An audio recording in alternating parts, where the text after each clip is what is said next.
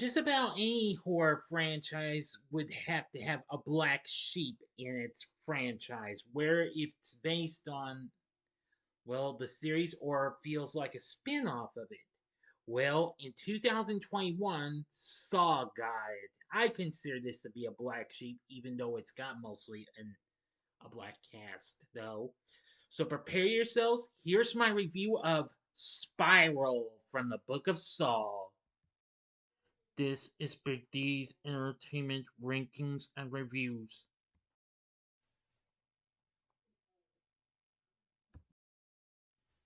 So, greetings, my fellow YouTubers, and welcome to Big D's Entertainment Rankings and Reviews. I'm the Big D, and this time around, I bring to you a review of the 2021 horror thriller flick Spiral from the Book of Saw, released by Lionsgate for Twisted Pictures, directed by Darren Lynn Bousman, written by Josh Stolberg and Peter Goldfinger. This is actually a standalone film and spin off of the Saw franchise and the ninth overall installment starring Chris Rock along with Max Minghella, Marisol Nichols, and Samuel L. Jackson, and follows police efforts to stop a jigsaw copycat killer.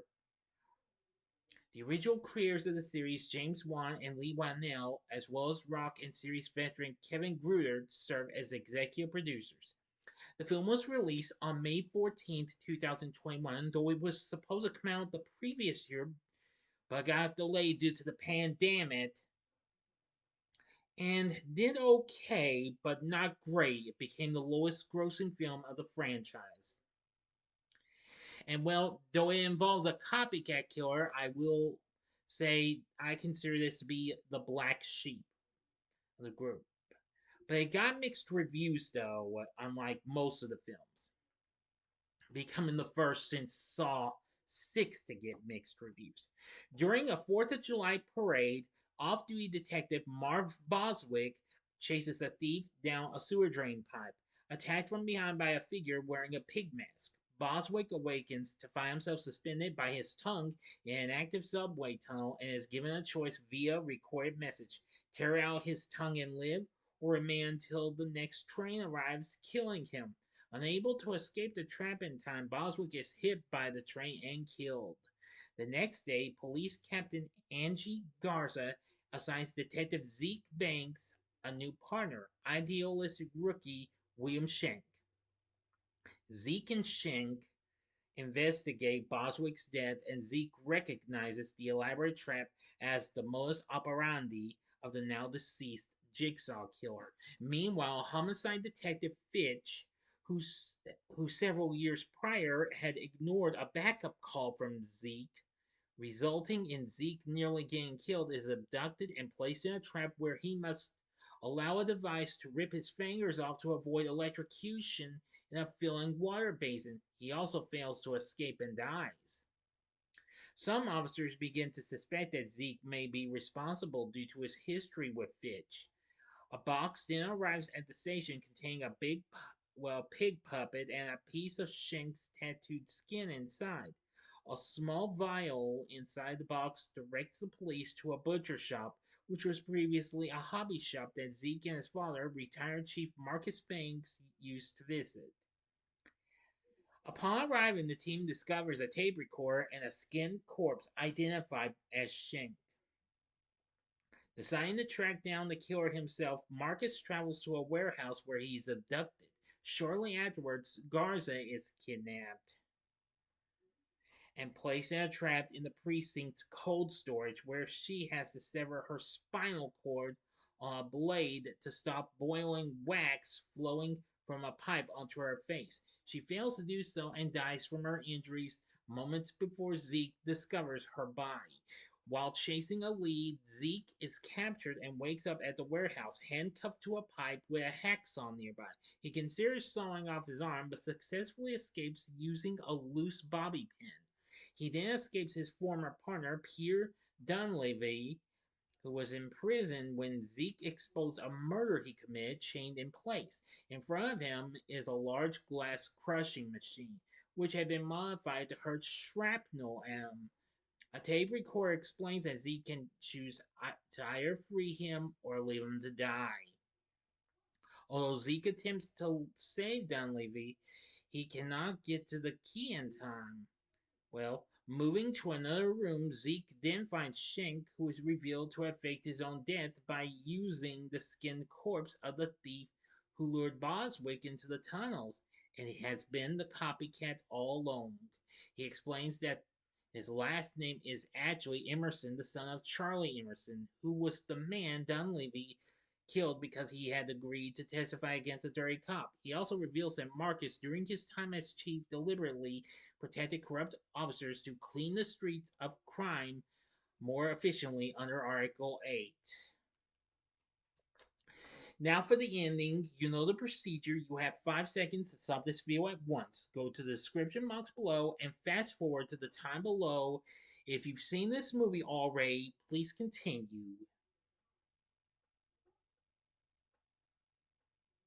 Okay, you've been warned. Believing that Zeke can be an ally, Shank presents him with a final test. Revealing Marcus suspended above the floor and slowly being drained of blood, Shank calls 911 and claims that he is a civilian being pursued by a shooter, resulting in the dispatch of a SWAT team. He hands Zeke a revolver with one cartridge and offers him the choice to either shoot a target that will save Marcus but allows Shank to escape, or to kill Shank and let Marcus bleed to death. Zeke shoots the target to save his father, causing his restraints to loosen and lower him to the ground, and then begins to fight Shank.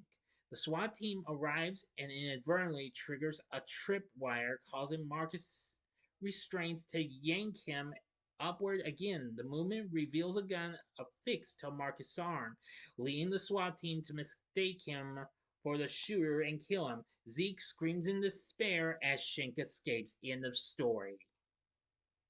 So, what did I think of Spiral? Well, though I've only seen this twice, I will say I appreciate this for what it had to offer. I mean, with I, I kind of feel like it was like the black sheep of this, kind of considering it had a different person take on the role of the Jigsaw Killer, because I felt more like how Roy turned out to be the killer behind a hockey mask, like Jason was in Friday the 13th: A New Beginning. Still, I will say it wasn't too bad. Kind of a little different though. And believe me, being a first for Chris Rock, I mean, after I've mostly known him from comedy flicks and what have you, but I'll get to him later. Anyway, the film got mixed reviews, and despite this, the film unfortunately only made 40 million worldwide on its $20 million budget, where it was more higher on this than any other film in the Saw franchise, and thus it made with making only 40.6 million, it makes it the lowest grossing installment of the franchise of them all, surpassing Saw 6.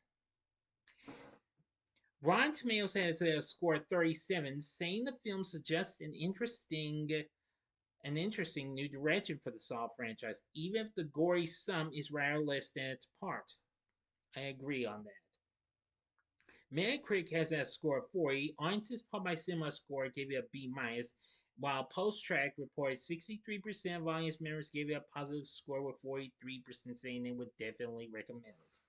Owen Gleiberman said for Variety that the film takes an unexpected twist or two, but considering that it's a thriller pegged to the issue of police immorality, the film confronts that theme in a weirdly untopical, almost garishly generic way.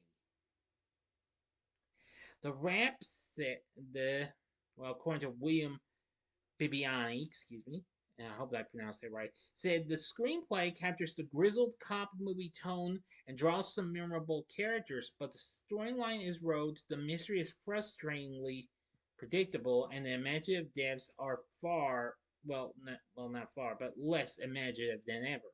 The film sacrifices entertainment value for respectability, and in the process doesn't quite achieve either. Well, again, I can completely understand it and what have you.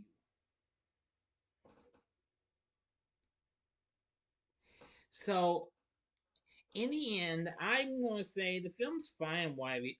It could have done a little better, but according to producer Mark Berg, well, he would acknowledge in 2023 that the reception of the film would lead him and Oren Cools to go back and make the Saw sequel they had been planning to make before they put it on hold for Spiral, which would become Saw X, released 2 years later.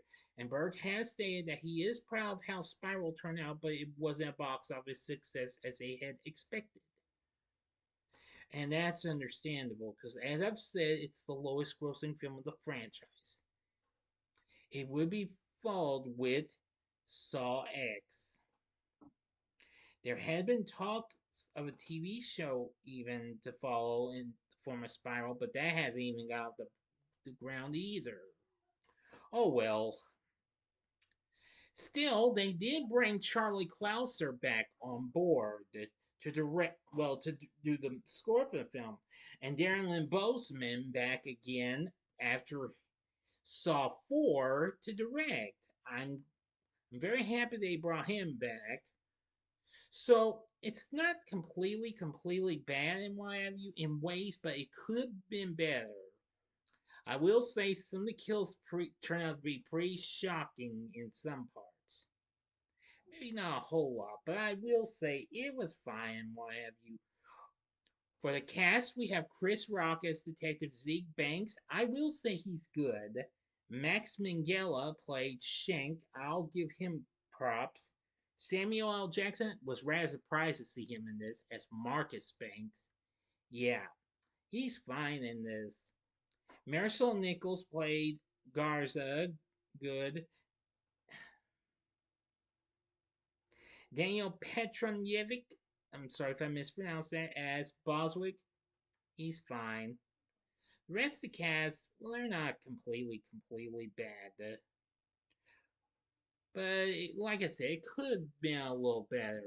But nevertheless, I found Spiral to be the black sheep, considering it had a different person take on the Jigsaw killer, Ben, what have you. But I will say it was pretty awesome for some ways. But anyway, I'll talk more about this when I get to Saw X, because that's the only film I have yet to review. Please stand by. But with everything said, Spiral can be a hit or a miss. You be the judge. So would I recommend it? Well, as I've said with every other Saw sequel, give it a one-time watch if you're a hardcore completionist. That's it. That's all I'm gonna tell you. So, what did you think of Spiral from the Book of Saw? Let me know in the comment section below. If you like this video, click on the like button is, subscribe and be a part of the Big D Nation. Continue to help support my channel, and you know the rest. Join me tomorrow night, Halloween night, for a review of Saw X, and you will get my Halloween live stream. I'll tell you what film I'm gonna be what I'm watching during the live stream, okay? I won't tell you what it is. I do owe y'all an apology for that, for not giving you no details to follow on that. Apologies, folks. So if you like this, consider checking out these other videos. You can check out a couple of the first two films that Darren Lynn Bousman directed for the Saw franchise. Check out my re-review of Saw 2 from 2005 in the upper left-hand corner. The upper right-hand corner is my re-review of Saw 3 from 2006. Or if you'd like a film that I do consider to be a black sheep, well, it's another film that's considered a black sheep of a franchise. Check out my re-review of Halloween 3 Season of the Witch from 1982 in the bottom left-hand corner. And the bottom right-hand corner is the button you can click to subscribe. If you like rankings and reviews on movies, TV, music, video games, etc., then I'm your guy. Thanks for watching. Until next time, I'm the Big D saying, see ya.